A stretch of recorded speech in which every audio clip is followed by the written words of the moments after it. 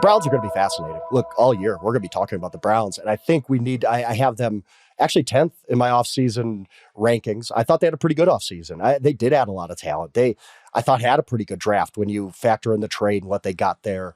But they got this clown car quarterback, too, where, you got 5 guys on the roster right now. That's unmanageable. Charles, what are they going to do? How do you view this all shaking out? Because it is very, very, very rare that, let's say, 4 quarterbacks, because I think we all know Deshaun Watson's probably going to injured reserve at some point, and he's just going to be out of sight, out of mind. They're just done. But even 4 quarterbacks is pretty tough to manage over an NFL season. Nobody cares 4 quarterbacks. You just don't. Most it's rosters. Rare. It's so rare. Your roster has to be pretty bad if you have room to keep 4 quarterbacks. So let's just take it down the line. Deshaun Watson, my assumption is he's going to end up on season-ending injured reserve. So we'll remove him from the equation. The other 4 you have Joe Flacco, most experienced, biggest arm. I think we'll probably still be able to produce on offense as a starter. We'll still turn the ball over, but we'll give you an opportunity to score some points. To me, if I were to start anybody from that quartet right now, it'd still have to be Flacco, which probably tells you a little bit about what the state of the position is. The backup at this point, if you're talking about just experience, you got Kenny Pickett, right? You went out and you traded for Kenny Pickett. You brought him in, got some starting experience in Pittsburgh, played well at the backup spot in Philadelphia. To me, obviously, that's the backup. Then you have Dillon Gabriel, who you drafted out of Oregon in the 3rd round. And then you have Shedeur Sanders, who you took in the 5th. You can't keep all 4. I just don't think you can. So in my mind... But here, Charles, let me ask you this. Why not? Why are teams so uptight about the 4th quarterback spot? Because, again, most valuable position in sports, right?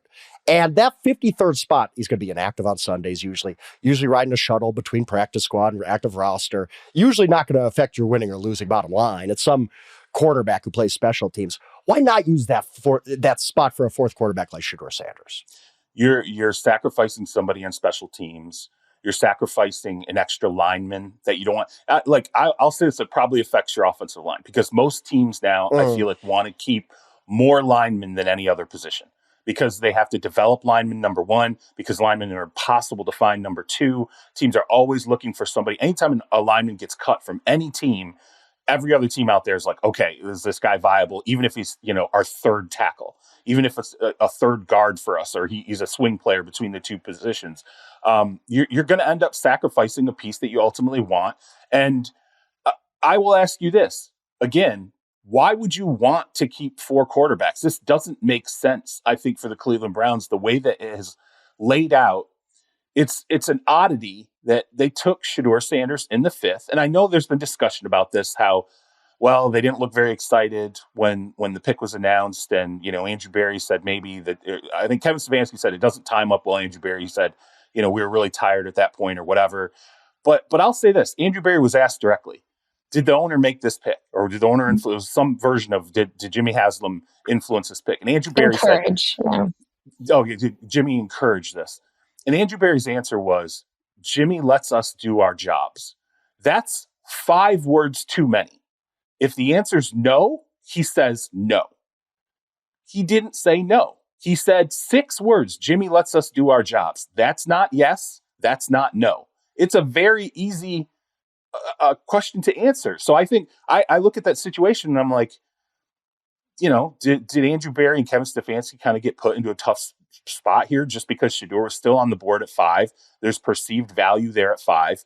And now they got to add this 4th quarterback who conceivably, I guess he could beat out everybody else and be your starter. But then again, so could Dillon Gabriel. But you're going, okay, well, if we don't carry 4 quarterbacks, we're not cutting Flacco because he's got the experience. We know we can move the offense with him. You can't cut, I don't think, your 2 draft picks unless you're going to have the balls to. I don't think they're going to get to the practice squad. Yeah, you could try to push Shedeur Sanders to the practice squad. I don't think or Dillon Gabriel. Yep. I don't think either would make it. So that means you're probably, if you're keeping 3 quarterbacks, you're probably sacrificing maybe Kenny Pickett, who you just traded for. So that pick in the 5th round to me was just mind-boggling. And I'll be honest, I suggested to you guys in text, when I saw it, I was like, that seems like a Haslam pick to me. It seems like a Haslam pick. And I think you're right. There's nothing that's pushed me off that at this point. Now they have to deal with it. And maybe you're right, Frank. Maybe they carry 4. But I do think I think they have to. I think they have to, Charles. I think they have to carry 4 because otherwise you've just wasted a pick. That's fair. I got to say, I disagree. I think that it's interesting because when I first saw this too, I was like, what are the Browns doing? They're not taking a quarterback at first. We're thinking they're so smart because they've got an extra first-round pick for next year. They got an extra second. By not getting Travis Hunter, they set themselves up for a better quarterback class next year. And I understand that reasoning, but what surprised me is that when I wrote about this for today and when I asked people around the league, I think it was 5 different teams, everyone actually liked this around the league that I talked to. Now, there were people who said, like, the biggest criticism I got was if you liked Shedeur at that point, which of course they didn't know he was going to be there, you maybe shouldn't have taken Dillon Gabriel. But the 2 major things I heard is that when I talked to evaluators around the league, they said, overwhelmingly, like if we're taking averages, people had a 2nd round grade on Shedeur Sanders, if not low first. I mean, I had one evaluator who had a 4th, but in terms of like actually where he was going to go, it averaged out to a 2nd round grade. And Dillon Gabriel was more of a 5th, 6th round grade. And so they're saying, well, if on the 5th round you get there and you have a 2nd round talent still available who is far more talented and did not fall in the draft because of his talent, he fell because of all of the off-field things and the personality risk. And I mean, there are conversations about arrogance being had around the league, then there's value there. Now you could say, well, then why'd you draft Dillon Gabriel? Well, at the time you felt like the floor was higher for Dillon Gabriel because you trust his off-field, you trust his character.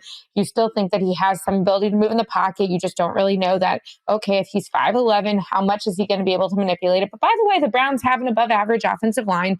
So that was a reason that people around the league actually felt like both of these guys could have success in this system. But when I talked to people, they said that they actually thought that when you think about how often people miss on quarterbacks, throwing 2 darts wasn't bad. And I said, okay, but that's great if this is just trading stocks and just straight numbers. But to me, the 2 issues with that argument was, one, we're talking about people here. There's still a human dynamic. There's emotions. You can't only use logic when you're dealing with humans. And 2, what about the practice reps? And I actually had an NFC executive who told me that the psychological element was the reason why they liked this, because they felt if Shedeur Sanders went to Las Vegas and said, hey, I can start, all I have is Geno against, that he would actually still maybe not fully learn from this draft side compared to the Dillon Gabriel situation where every single day he is going to have a reminder in the building of the quarterbacks drafted before him. So do I think this is sure to work? No, but the last thing I'll say is a year ago, we could have asked ourselves, the Patriots took Drake May 4th overall, and then they took Joe Milton in the 6th. And I understand that there was much more of a range there because that's, again, a top 5 overall pick and a 6th round pick compared to these, which were 3rd and 5th, 50 picks apart. But what did they do? Drake May got the starting position. Joe Milton played 1 good game. So after getting him for 6, they essentially traded him for a 5th round pick to the Cowboys a year later. And people felt like they won that trade. So I think the Browns, best case scenario is one of these guys becomes the starter, even if not this year, and the other one becomes a great trade asset. And then, oh, by the way, you really just have to figure out Kenny Pickett and Joe Flacco. I have some people who think that Kenny Pickett should be the one that they trade, others who think that Kenny's going to start and that Joe has the least value. So I'm not trying to defend the Browns here. What I'm trying to say is that I was surprised by how many people in the league understand the logic here, just given how inexact a science quarterbacks are.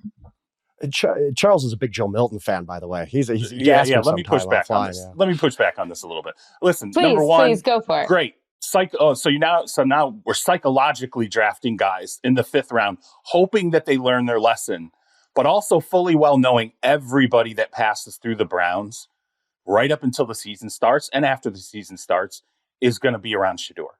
His locker is going to be more crowded than anybody in that entire roster. He's going to be watched more closely than anybody else. And yeah, the Patriots took Joe Milton in the 6th. It was such a pain in the ass. They traded him 1 year later at barely an upgraded draft pick, a barely upgraded draft pick, 6 to a 5th with other stuff thrown in.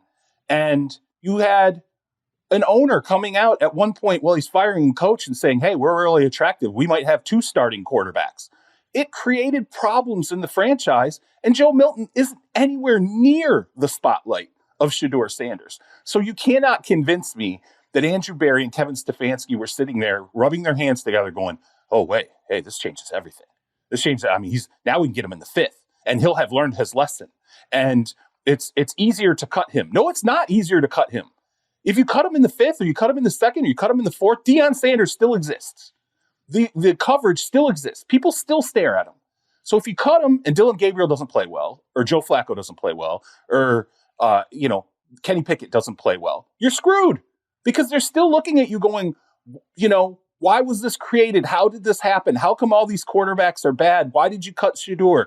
Deion Sanders is out there ripping your franchise. Like, it's just, there's no way you could do that in the 5th round and sit there and go, well, everything changed all of a sudden because the value assessment on the board suddenly made things different. And now our general manager can't just say no when someone says, did the owner influence the pick? No, I went to Harvard.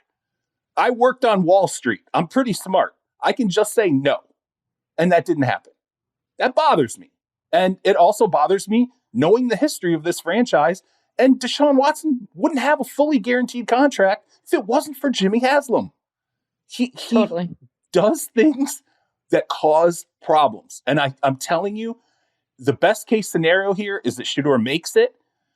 That's such a small percentage shot, I think, at this point, regardless of where other people assessed him. I think the overwhelming odds here are that Shedeur's not going to make it, and it's going to be a total freaking mess. And all these guys are going to ultimately end up getting fired, and this is going to play a part in it. I'm telling you right now, I think it makes me really nervous what they're going into.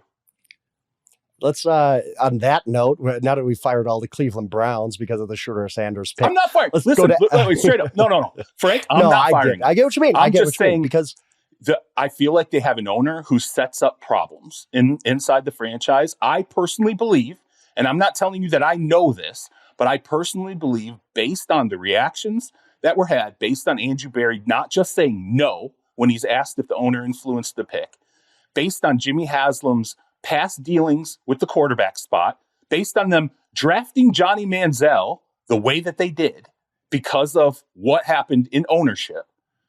To me, I look at this situation and it seems very familiar. It seems very recycled, and you can only recycle it so many times before at some point the fans completely lose it on everybody in the organization and stop showing up to football games, which is ultimately what gets people fired.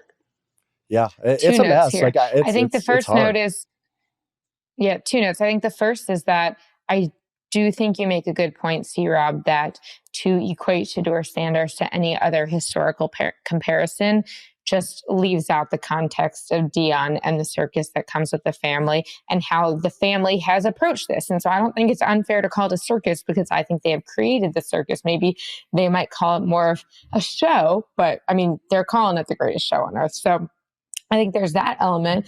And this could be, again, we had Jimmy Haslam, the Browns team owner, saying it was a swing and a miss on Deshaun Watson. Well, now they're taking a pretty big swing again, and I do agree with that. On the other hand, I got to say, because you brought up Johnny Manziel, that when you think about Haslam and his interference in there, someone's got to give Jerry Jones a little more credit, because while he wanted Manziel, the Cowboys did not take him. And everyone always says that Jerry's the meddling owner. And all these examples that you're giving me of what a meddling owner actually looks like has not been the Dallas Cowboys reality in a long time. So I sound like a Jerry apologist today. I sound like a Browns apologist today. But I think you just got to say that if this is how we're defining meddling owner, Cowboys are not. Now, he is a very vocal guy. What? Jori shoehorning Jerry Jones is not a meddling owner take into this segment was not something I ultimately saw happening. You brought up Johnny Manziel. I was like, this is a clear segue. Last thing, and we can go ahead and segue after this. I've never seen anything like Shedeur Sanders in my entire life. Never seen someone who goes to Jackson State with his dad, does what he does there, goes to Colorado with his dad, does what he does there, has the spotlight that he brings. Everybody's talking about him. Everybody's reading about him. The opinions are visceral, and the spotlight is just insane. Goes into the draft, slides, and at one point is live streaming, not getting picked. Like at one point, like they're literally sitting there on a stream, where Shiloh's not getting picked, and he's talking about how he had to fire his dad as his agent so he could go get Drew Rosenhaus and get picked up by a team. I've never in my life, and I will say there's some upside to this because it's some seriously fascinating, but I've never seen anything like this where I'm watching this. I'm like, this is unlike anything I've ever seen before. And now you're sticking this in the middle of the Browns organization, which has not handled things like this well in the past. And you can't convince me suddenly they're going to just be a completely different animal in 2025 and beyond. I'm curious. There was a lot of conversation when I talked to people around the league about the way that Shedeur Sanders responded after he got drafted. They had this huge draft party. I believe he was coming in with like cases of a bunch of money. And I'm just curious what you think about that, because I had people in the league who told me, look, like he's being held to an unfair standard, blah, blah, blah. But I also had people who said, if he already knows that being flamboyant, and by that they mean flashy and showy and all of that, is going to be a knock on him, why is he doing that right after he's saying, get down to work? So I'm just curious, do y'all view that as, hey, guys are allowed to celebrate, that's something that's fair game? Or do you think that that was just another knock on him fairly? I personally think he's just unapologetically him. This is who he's going to be. And a lot of people are scared off by that. Now, is it the most self-aware moment of all time? Probably not. Like it might be the time to not bust out the hundreds of thousands of dollars of $100 bills in a Gucci bag or Louis Vuitton bag legendary? Or whatever it was. But like maybe don't keep saying legendary. Yeah, like legendary. I get it. But at the same time, I also want to allow that this is who Shedeur Sanders is. This is who that family is. Again, I've brought this up before. His dad, before he was drafted, said, Detroit Lions better not draft me because they can't afford me. They'd have to put me on layaway. That guy went on to become one of the greatest football players we've ever seen. Like it's right. Just who they are. And I do actually at some level give them credit for this is who we are. And if the system says we're wrong, well, that's okay because we're not changing. We are going to be exactly who we are this whole process. I watched a Super Bowl winning quarterback who had, for at least the early to mid portion of his career, Hall of Fame stats, a good reputation for the most part, get absolutely obliterated and torn apart because he said, Broncos country, let's ride. And he's weird and he's this and he's that. Yeah. Shedeur is none of those things from an accomplishment standpoint at all. He played for his dad for 4 years. He had his jersey retired at Colorado. I mean, after doing what? What did he do? I mean, so to me, what's going to happen when he gets in front of cameras and keeps saying legendary, which is, I get it, man. Like you're building your brand. So you're going to keep saying legendary, legendary, legendary. That's going to wear thin. Okay. You know what? Produce on the field. Show us you're legendary. Don't tell us something's legendary. Okay. Like that's, and the thing is, I feel for the kid because I don't like the prank call thing. Pissed me off. That really, really, really bothers me. That was bad. And I really hope there's a fine. I hope they get to the bottom of all these leaked phone numbers because it is a terrible look for the NFL. And for someone to do that to Shedeur when he's in the middle of that is just bullshit. And it sucked to see that happen. And I thought him standing up and addressing the crowd, other than when he once again dropped legendary at the end of it, I thought he handled it very well to get up and say, hey, not what we wanted to happen. I didn't think any of his reactions really, other than the annoyance of the whole legendary thing, I didn't think any of his reactions were off pitch. I thought they were all good. Frankly, I thought Dillon handled himself well. I thought everybody handled themselves well. The live streaming of some things was weird.